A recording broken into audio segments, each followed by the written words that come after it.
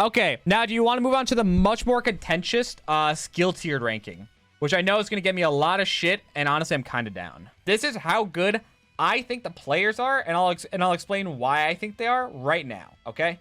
This is, I can't say it's like how well I expect them to play a tournament based on their like performance, how well I expect them to place on a tournament on average with their skill. So I'm going to make this list, and then I'll explain why afterwards, okay? The top two stay the same right now. Third is still Mango. 4 is probably Plup. 5 right now to me is Leffen. 6 is Amsa. I'll explain why. 7 is going to be Hungry Box. 8 would probably be Wizzy. Jmook, I'll explain. Shut up, chat, and let me go through it. Shut your goddamn mouth. Okay? Now, here's why I have to actually start thinking about it. Probably. Forgot about Lod. Forgot about Lod. Thank you. Forgot about Lod. That was an oversight. I forgot. No, good catch. I'm moving you both down for... This is going to be hard for me. Let me think about this. This is going to get hard because I'm going to get a lot of shit for this. I'm kind of naming... Let me list out a bunch of names. So these are the people that I've actually ranked. And then let me list out a bunch of names. These are unranked. If you're here, you're unranked right now. I'm putting names here so I can see. Sparks out of inactive. Got to switch to box. Kazu's inactive. I don't care enough. I'm only including Wizzy because Wizzy's just too good not to include for me. I'll have a very, very thought out reason for all these people after I'm just making sure I'm not missing any names. Zane, I actually don't think is #1 by skill by very far right now. I think that on average, he's just the most consistent by a very, very high margin. But I don't think peak-wise I don't even know if peak-wise I think he's the best right now. I think Mango and I might both have higher peaks right now. And then Leffen debatably basing on what we'll see that. But he's so much more consistent than the rest of us. And I think that his peak is still debatably as good. I think his peak is still debatably just as good. So it's hard. We'll see. I think I'm the second best. I think I have the best mix of like peak and average right now outside of Zane. Like pretty clearly. Ender, I'm demoting Wizzy because I don't know how good he is right now. I'm going to give it to Hbox for now just because he's attended more. And I haven't seen Wizzy in like a year. But I still think Wizzy's too good not to include it all. I do think that's part of Marth though. I think Marth is like inherently going to have lower peaks than like the Spaceys. And in Sheik Marth, I also think Marth's going to have lower peaks, but still Zane makes it work like immaculately. I think Zane as a player is fucking amazing. I'm still putting him at #1, right? Mango, I think, just has too many slight consistency issues. I actually think, funnily enough, on average, Mango might be the best against this tier of player, but he's worse against like the lower tier. It's a combination of he doesn't respect them, and he's not used to playing that style of melee yet, which is like the tier below, because he just hasn't been playing it as much. So that's the reason why I demote him a little bit. Plup, when he's on point, is just actually might be like one of the scariest players in the world. Again, some consistency issues, but when he's on, it's like a fucking truck running at you. And the speed at which he plays like mix-ups on top of you is really fucking terrifying.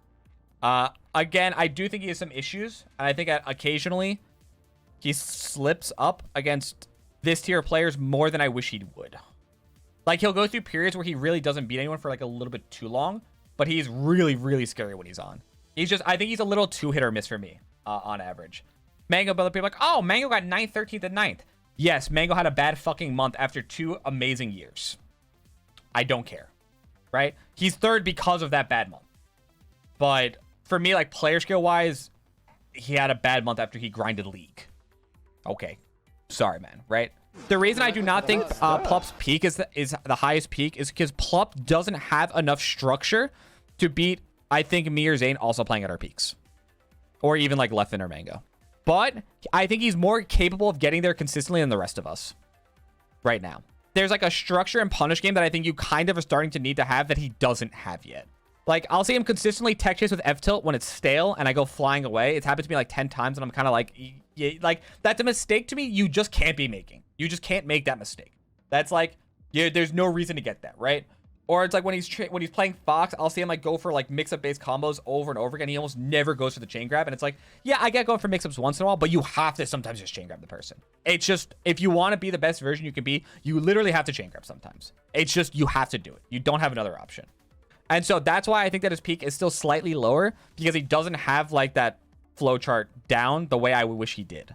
Leffen, to me, is still like up here, honestly. It's just he's rusty, which is a problem.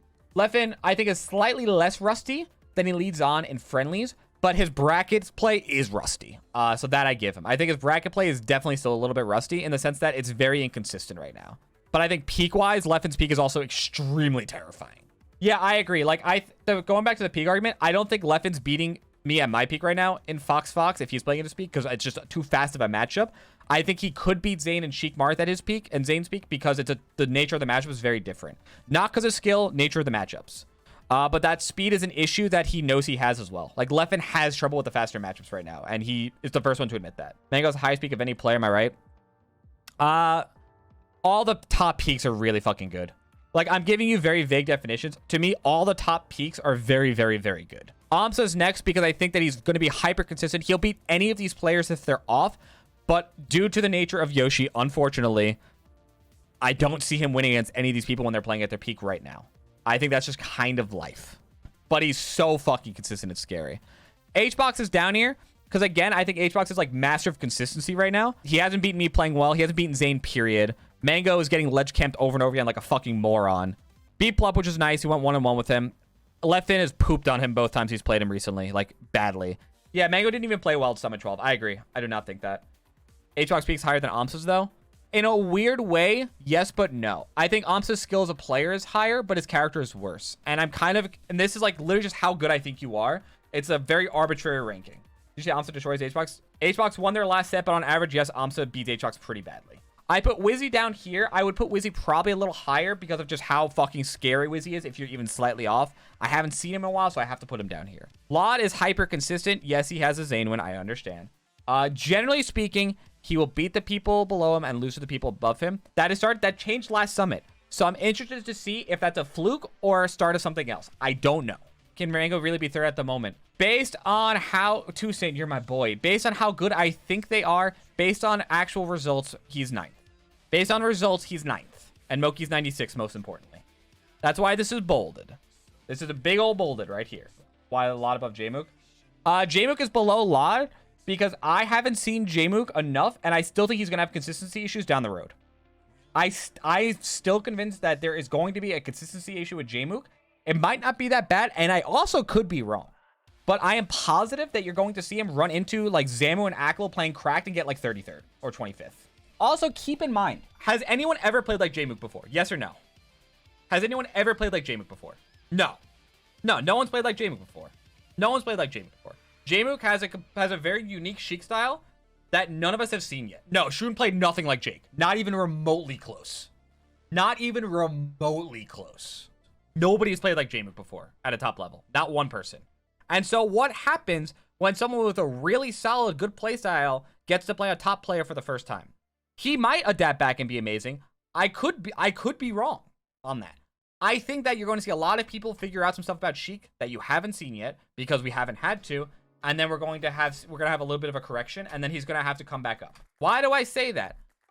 Because it happens every single time someone gets good. Zayn won Shine, didn't win anything for 2 more years. I got 4th at Summit. I got fucked for the next year. Kadoran started breaking out. He immediately took a step back for like 6 months. Every time someone breaks out, this is what happens. Every single time. Jmook might win a major this year. If not, he will definitely win one next year. Every time someone breaks out, and then you get used to their playstyle, and then they kind of take a step back. I do think Jmook's going to be really good long-term. And then he's the only person I would have put up here while breaking out, because I actually think he's already that good. Jmook will be top 5 if he keeps playing. Having said that. You guys also forget, I am literally the person that 2 years ago was telling you this guy's going to be better than Plup of Sheik. And everyone called me crazy. Both Zayn and I agree that there would be an adjustment period. And Zayn has an amazing competitive mentality. Also, low-key, Mango has an amazing mentality. And he's still having an adjustment period right now for other reasons. In a lot of ways, his weakness was similar to mine. It's just he's much more internal about it and internalizes and meditates. And I was much more like I lashed out. But actually, it was pretty similar. His weakness is that he doubts himself. If you get him to doubt himself, he crumbles. And what happens when you have a bad loss? It starts getting in your head. Am I good enough? Is this a fluke? And what happens when you go into your next set? It was a fluke. Uh-oh, I'm losing again. What happens? Spirals. What happens? That's a bad weakness to have. That's his biggest issue. And he's going to have... This is what Shep said. Yeah, Shep saw it too. Exactly. You know, he didn't crumble against Zayn and Genesis. He never had a chance. He crumbled against Mango. He definitely crumbled against Mango. And Mango even said... Mango was like, I had him right where I wanted him. I could tell he was scared. When you doubt yourself, having a bad loss is very hard to come back from. I know this because I also doubt myself. When you have nothing to lose, especially when you doubt yourself, it's very easy. There's nothing that's creeping into your head. But again, having said that, even noticing that there's this massive flaw that is going to come out at some point, I'm still putting him here above all these players because I think he's fucking ridiculous. I think he's actually insanely talented. Yeah, I have an incredible amount of faith in Jake. He will be amazing, but he's going to get knocked down at some point, and there's going to be a rough adjustment period.